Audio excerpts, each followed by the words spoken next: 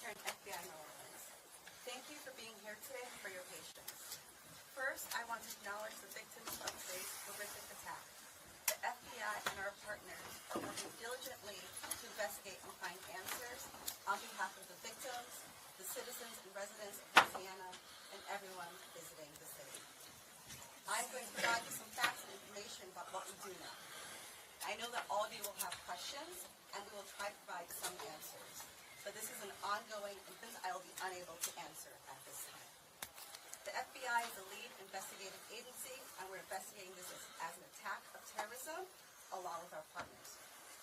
Today at approximately 3:15 a.m. Central Standard Time, an individual drove a pickup truck into a crowd on Bourbon Street in New Orleans, killing at least 10 individuals and injuring dozens more. After hitting the crowd, he exited the vehicle, announced deceased at the scene. 2 law enforcement officers were injured and transported to local hospitals. The subject has been identified as 42-year-old Samsoud Dim Jabbar, a U.S.-born citizen from Texas. He was driving a Ford pickup truck, which appears to be rented, and we are working to confirm how the subject came in possession of this vehicle. An ISIS flag was located on the trailer hitch of the vehicle, and the FBI is working to determine the subject's potential associations and affiliations with terrorist organizations. Weapons and potential improvised explosive devices, IEDs, were located in the subject's vehicle. Other potential IEDs were also located in the French Quarter. As of now, 2 IEDs have been found and rendered safe. The FBI's Agent Bomb Technology, as our local law enforcement partners, have been working to determine if any of these devices are viable, and they will work to render those devices safe. We are working with our partners to investigate this as an act of terrorism. We're aggressively running down all of the leads to identify the possible subject's associates. We're working to ensure that there is no further threat. We do not believe that Jabbar was solely responsible. We are aggressively running down every lead, including those of his known associates. That's why we need the public's help. We are asking if anybody has any interactions with Samsoud Dim Jabbar in the last 72 hours that you contact us. The FBI is asking the public's help. We're asking anyone who has information, video, or pictures to provide it to the FBI. We have set up a digital tip line as well as our 1-800 number, 1-800-CALL-FBI. Please provide us with any information that can assist us in this investigation. Once again, thank you for your patience and assistance. For an updated statement or information, please check the FBI's website and our social media accounts. I will now turn over to Mayor Cantrell. Thank you. Thank you very much.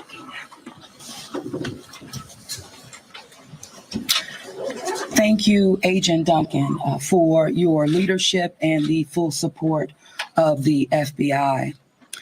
First and foremost, I want to express my deepest condolences to the families and loved ones that were impacted by this tragedy on Bourbon Street and in the heart of the city of New Orleans. And I know that the entire New Orleans City Council grieves along right with me, no doubt about that, and our people and our families. My priority will continue to be to ensure that victims that remain on Bourbon Street now will be serviced and removed as soon as possible. But as stated, the FBI is in charge of this investigation and are doing everything necessary to make this happen.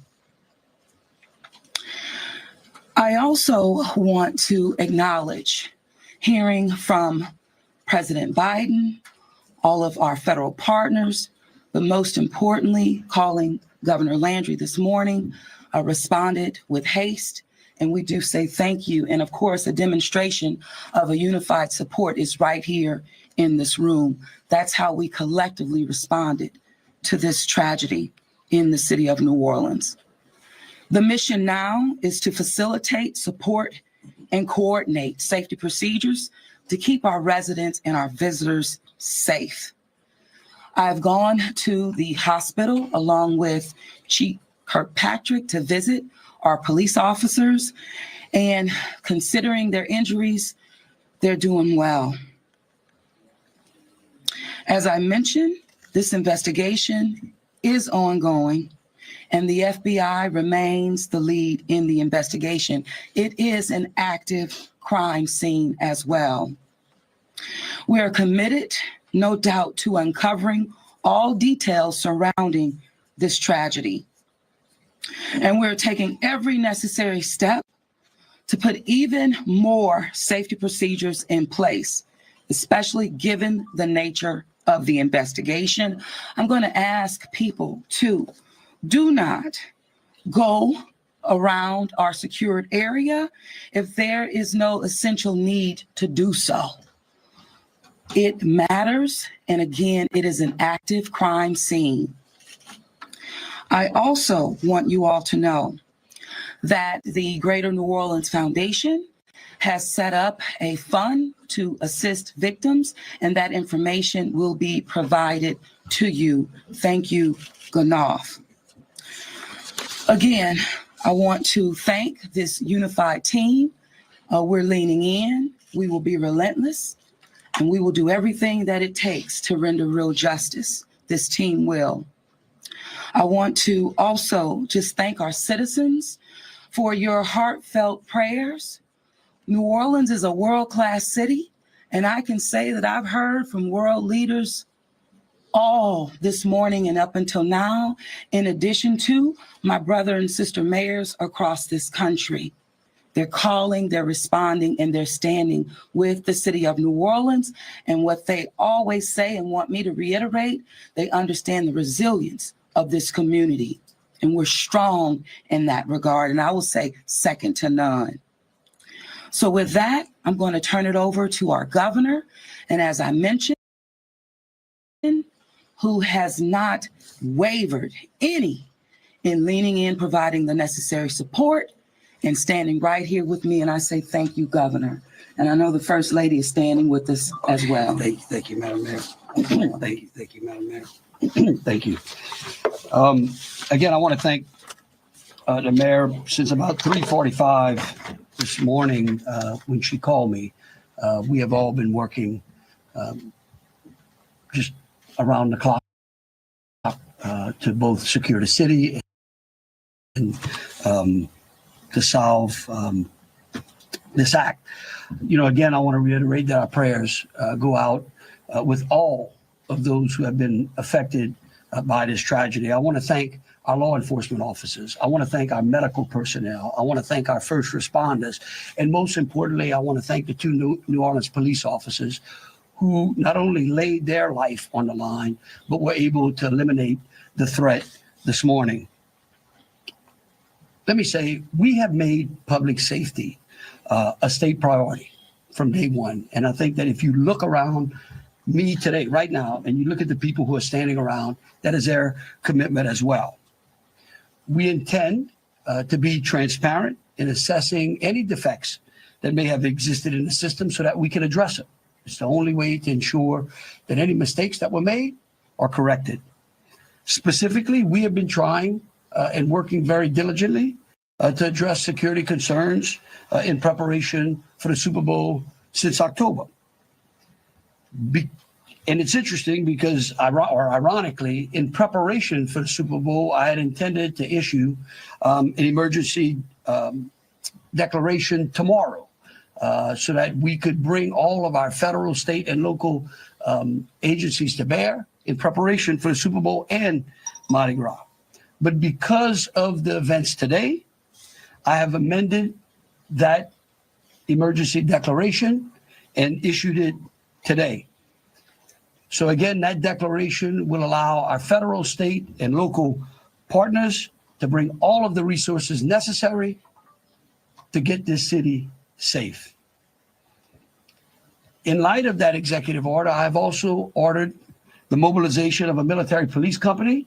I've asked General Freelou to mobilize a military police company to assist both New Orleans Police and LSP and the FBI.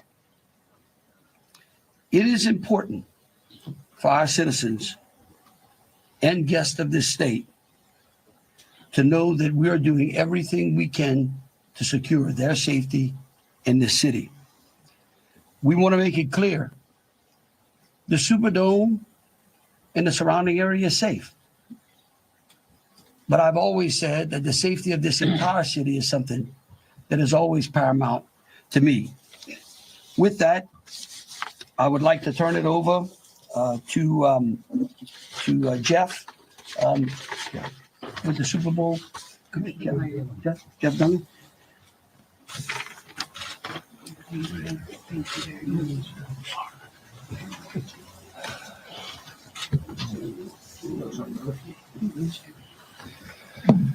Good afternoon. Obviously, we wish we weren't here for this reason today.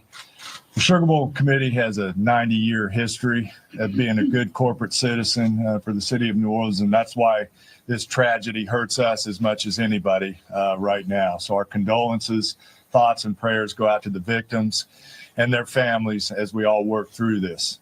Of course, anytime we have a major event in the city of New Orleans, public safety is paramount, and we have full faith and confidence in the governor and the mayor and all the assets, the federal, state, and local resources that they've applied to this event so that we can ultimately bring those responsible to justice and carry on with the major events that we have in front of us.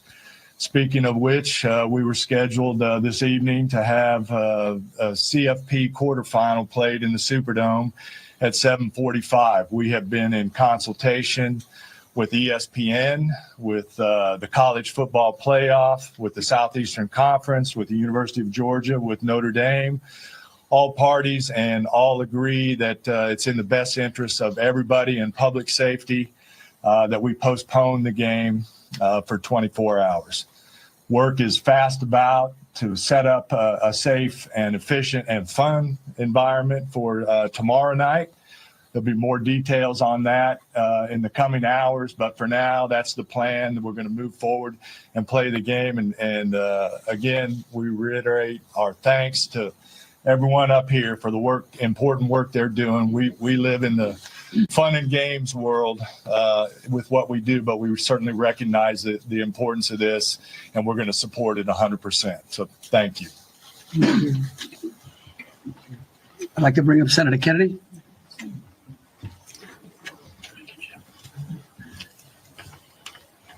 I wish I understood better why bad things happen to good people. If I make it to heaven, I'm going to ask.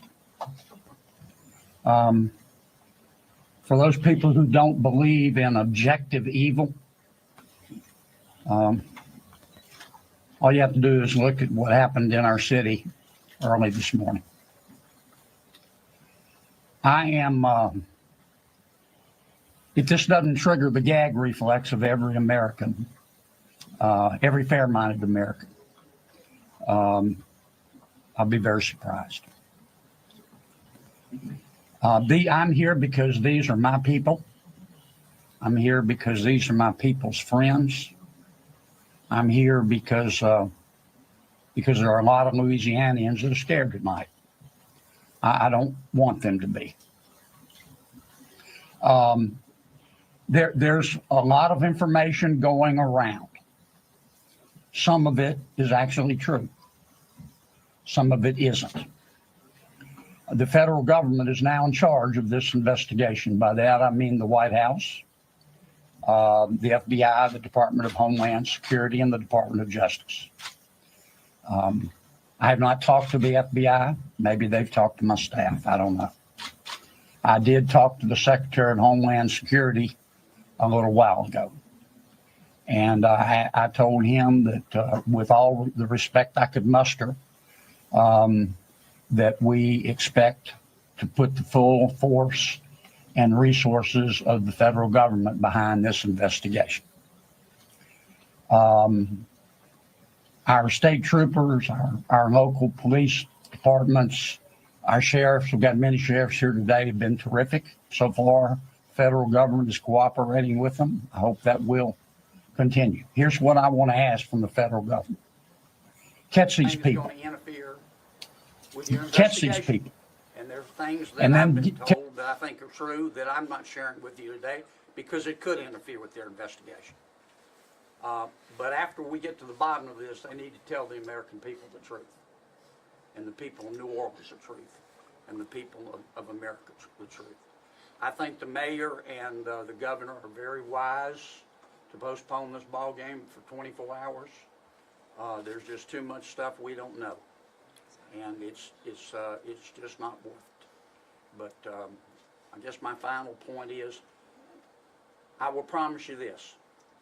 I will, when it is appropriate and this investigation is complete, you will find out what happened and who was responsible.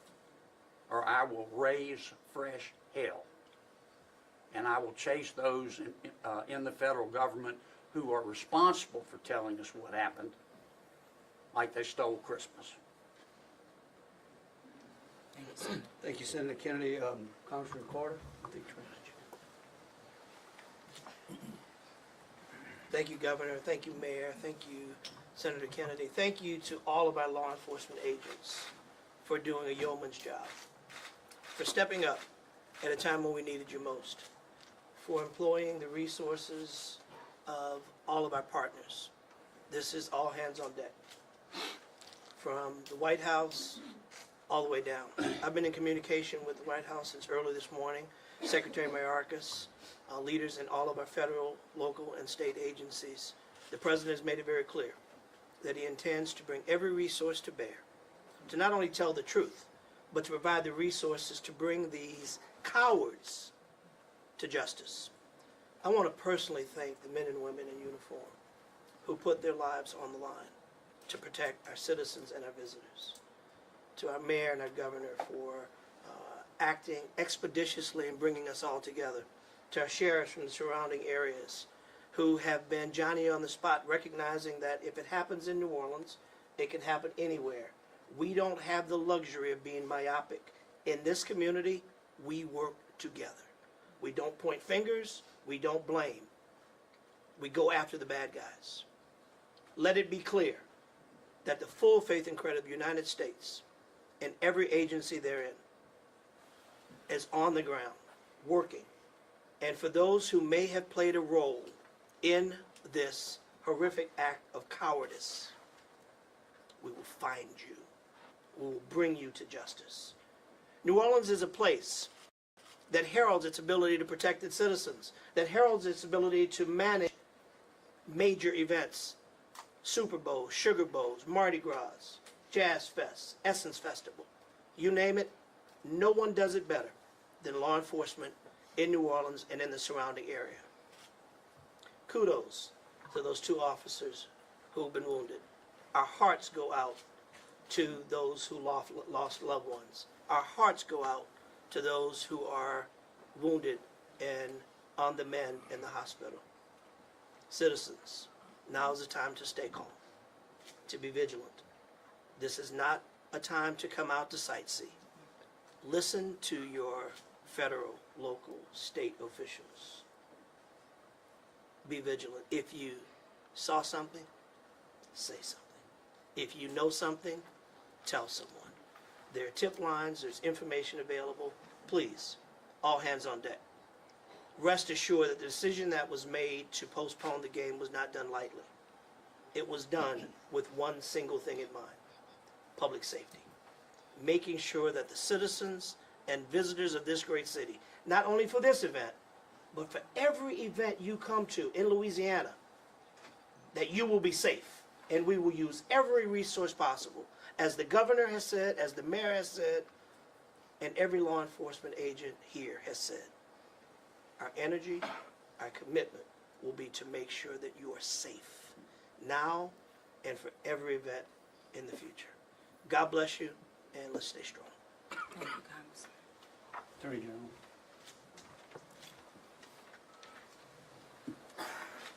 I first want to extend my sincerest condolences to the families of the victims. Parents got a phone call last night, early this morning, that no parent ever wants to receive. And as a parent of children who come to New Orleans and spend time here. I know that, that is just something that, you know, we hold our breath sometimes till they're home safe, and some people did not come home safe. And we also have some people who are fighting for their lives right now in the hospital. So I'd ask everyone to pray for them. They need our support and they need our prayers. This was a heinous act, a heinous, cowardly act, and we will find them and we will bring them to justice. My office will be providing both investigative and prosecutorial support to the City of New Orleans, to the District Attorney, Jason Williams in New Orleans, as I have done for months. We will continue to do that. We will provide the governor with whatever support that he needs, and the Governor's Office of Homeland Security, whatever support that they need. I'll be here to help. I will be here to stand with the City of New Orleans. We will bring them to justice. Thank you. Thank you.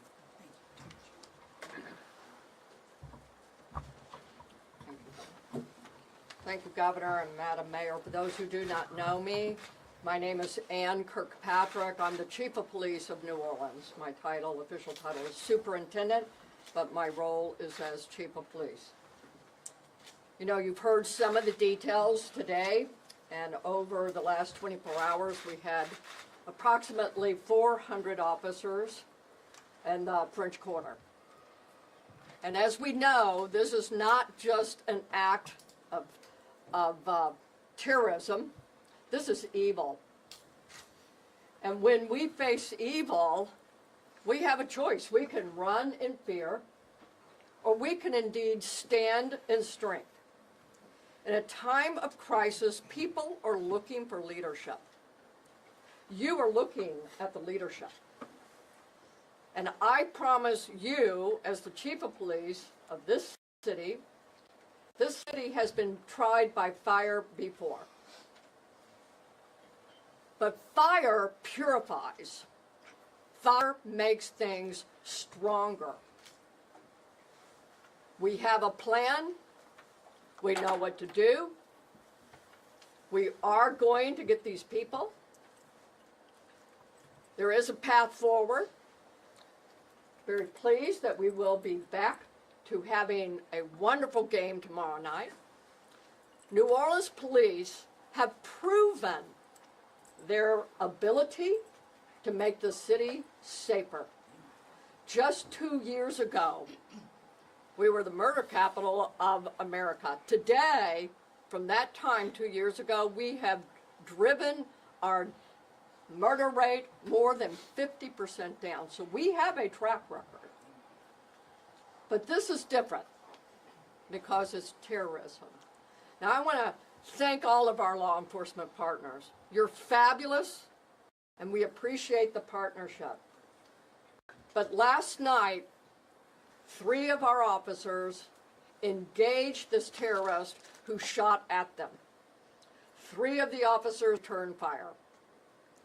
Those officers did not run in fear. I liked what the mayor said this morning. New Orleans police and all law enforcement is built. We are built for dealing with evil, with things that would cause others to be in fear, but instead our officers, and last night NOPD in particular, stood strong. They did not run. They did kill the terrorist.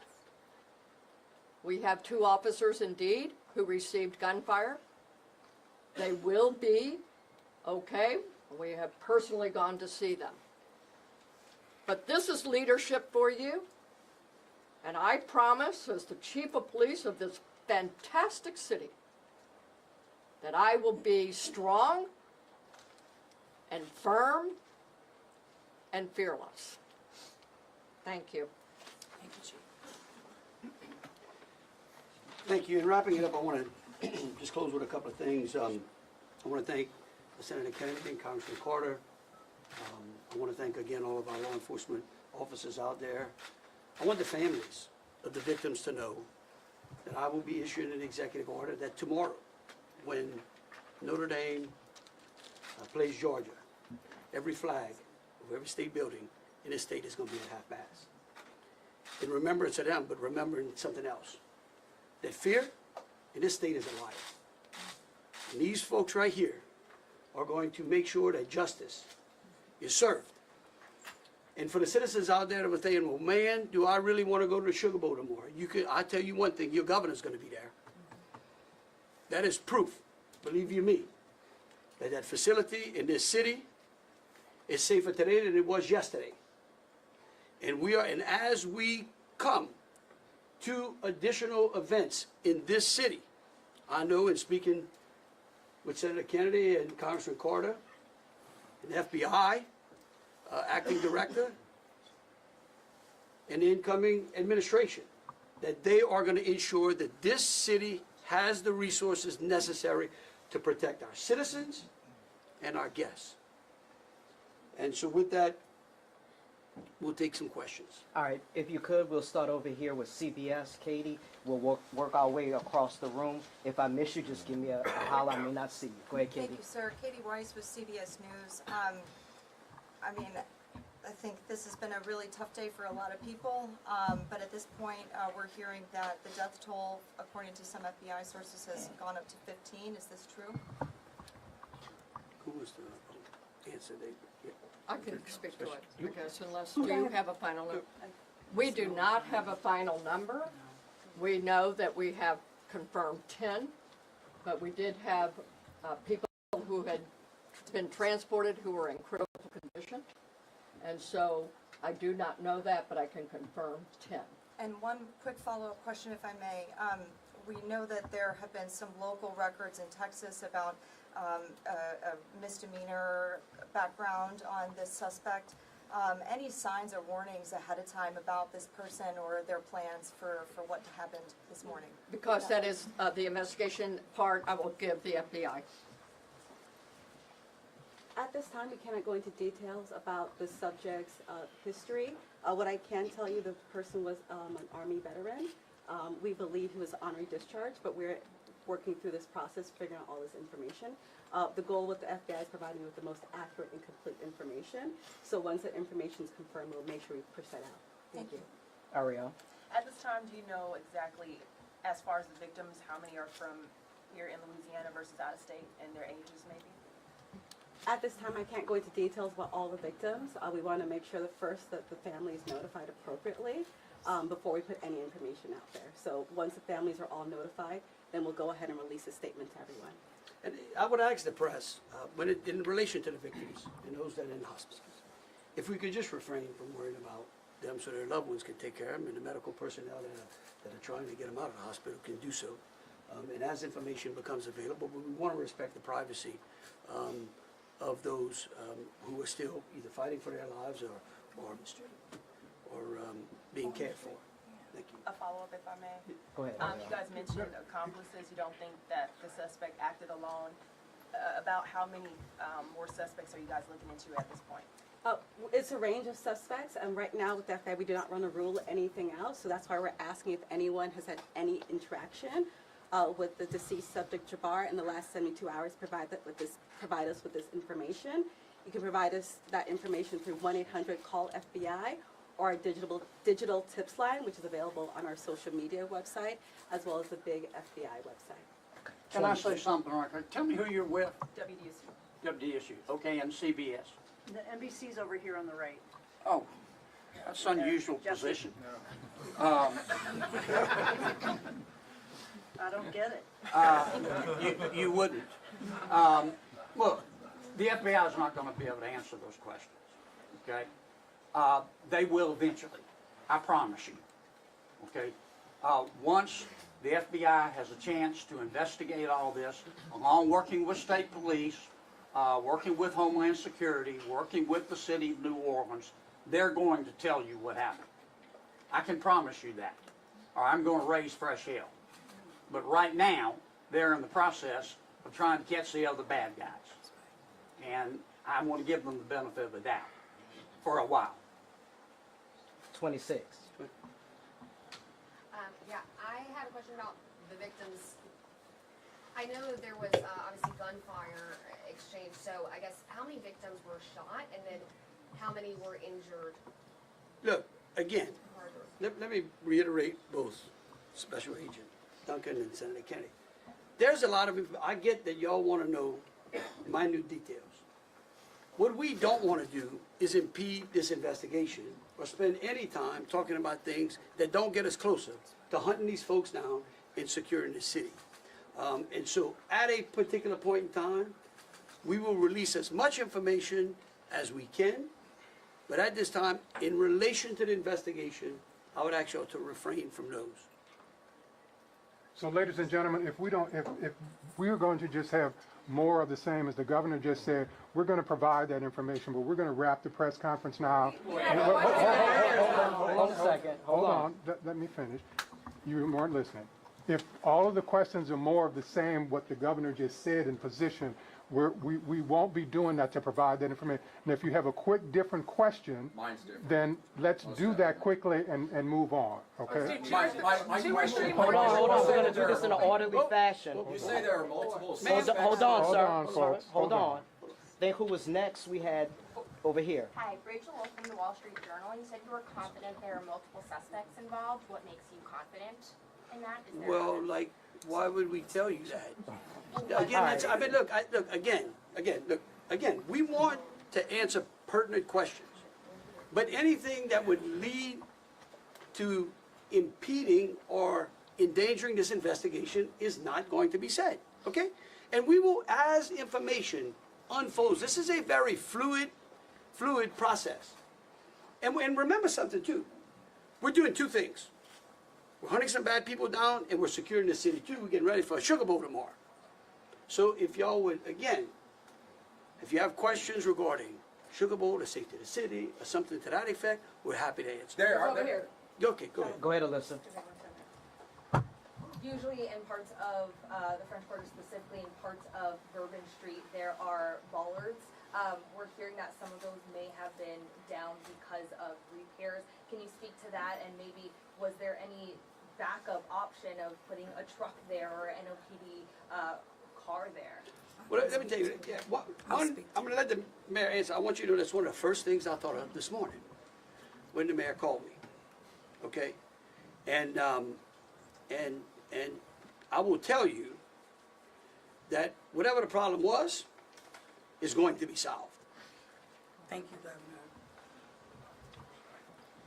Thank you, Governor, and thank you for the question. I do understand that it's been on your radar since this morning.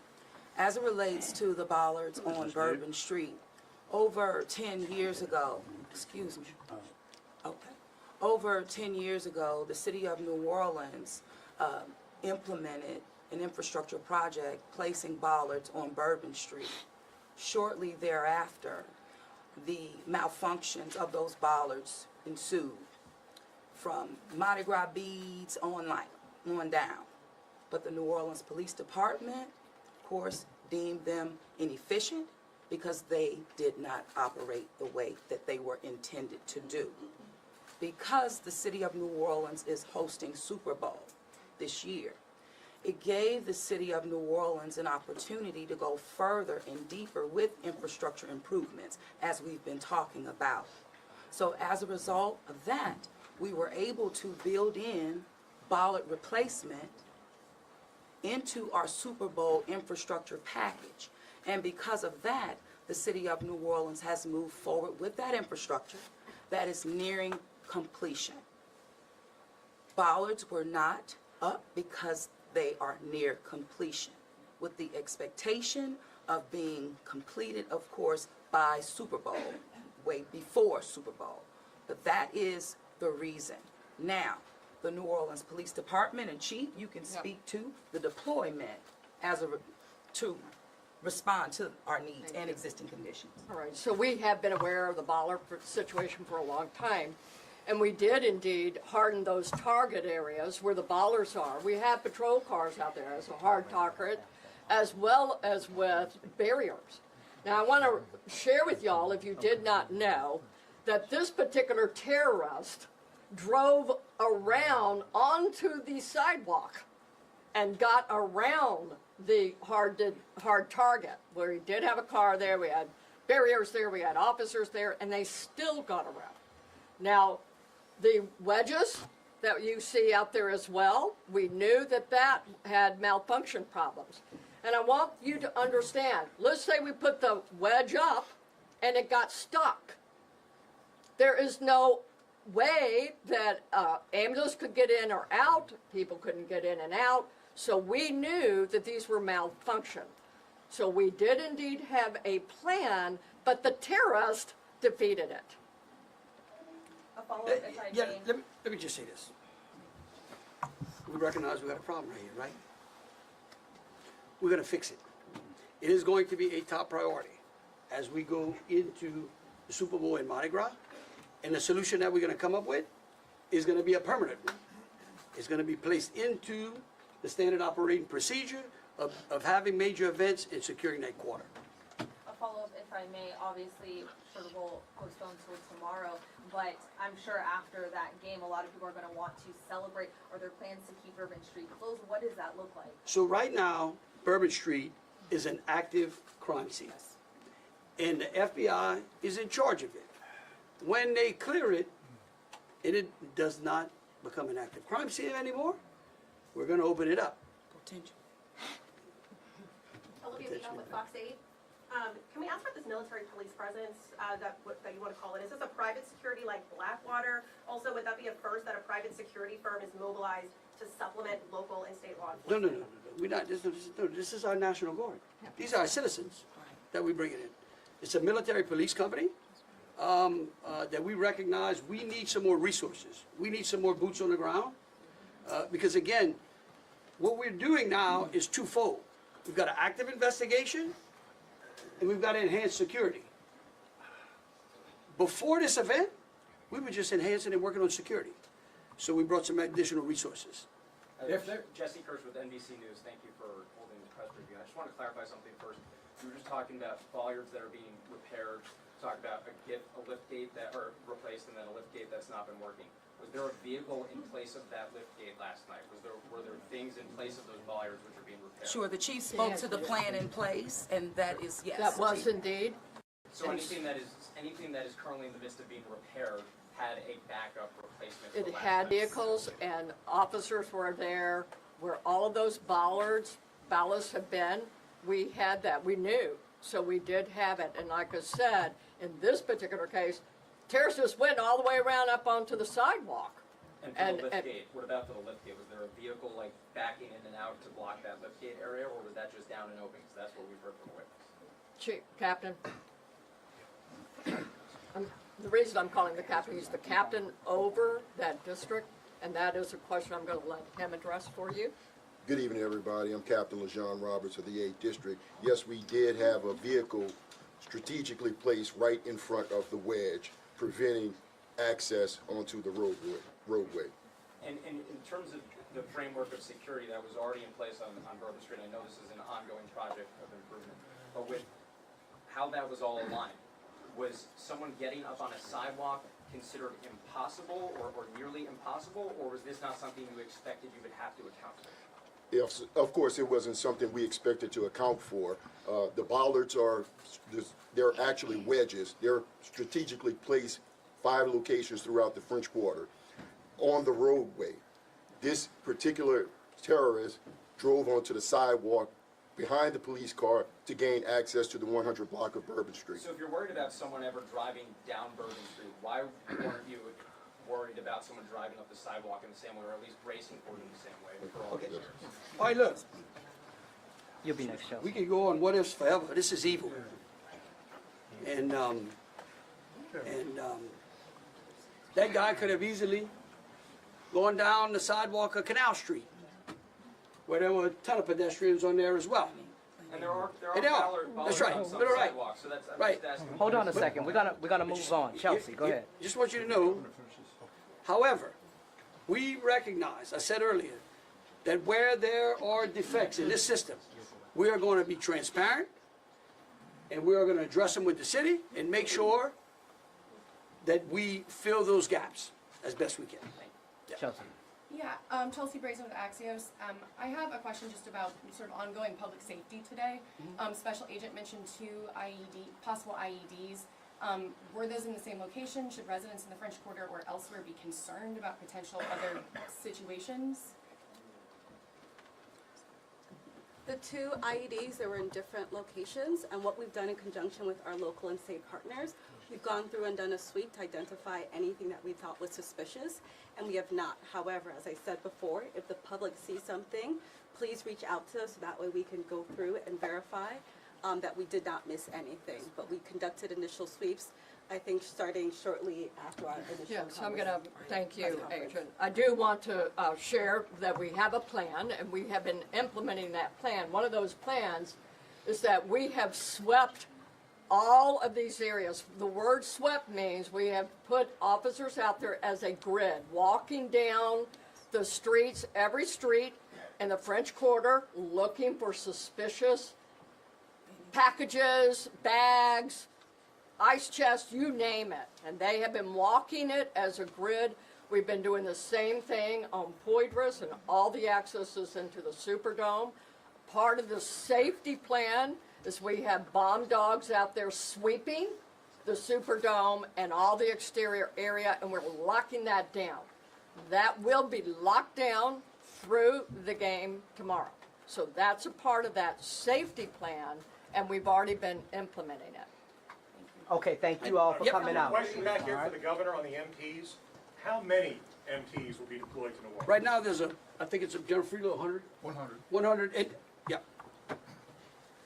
All right, thank you all so much. Thank you. Thank you. What gives you the confidence tomorrow night it'll be safe? Right. I'm gonna be there. Yes, but you're also saying you're making improvements, so what gives you the confidence? You're a bodyguard for 7,000